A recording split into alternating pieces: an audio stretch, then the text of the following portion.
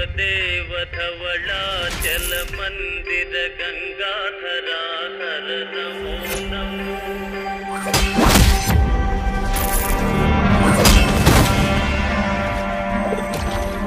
ఈ ఊరేంటి చాలా విచిత్రంగా ఉంది.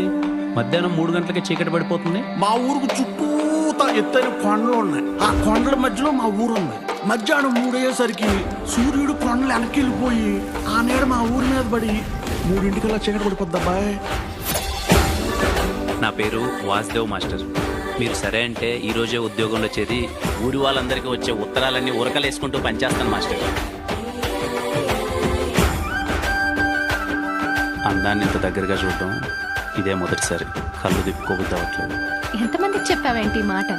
దేవదాస్ సినిమా చూసినప్పుడు సావిత్రి గారికి చెప్పాలనిపించింది. ఆ తర్వాత నీకే.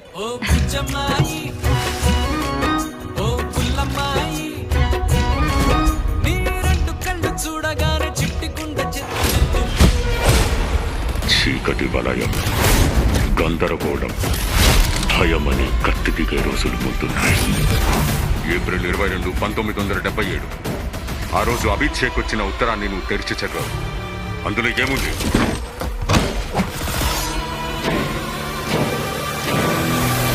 ఏముంది ఆ ఉత్తరంలో?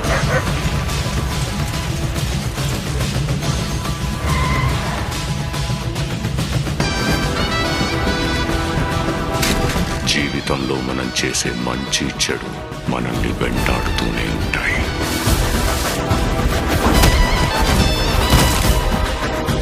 తేలు నిప్పులో పడింది కదా అని మనం రక్షించాలని చూస్తే ఏమవుతుంది? అది దాని స్వభావాన్ని చూపిస్తుంది.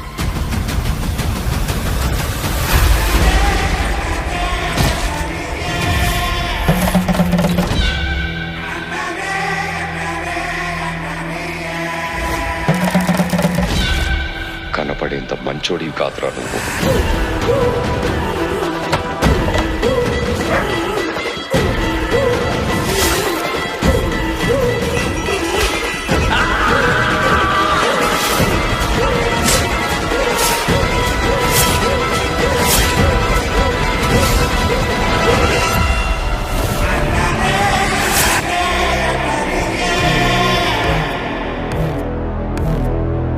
నాది అన్న ఊరికి నేను చేసే మంచి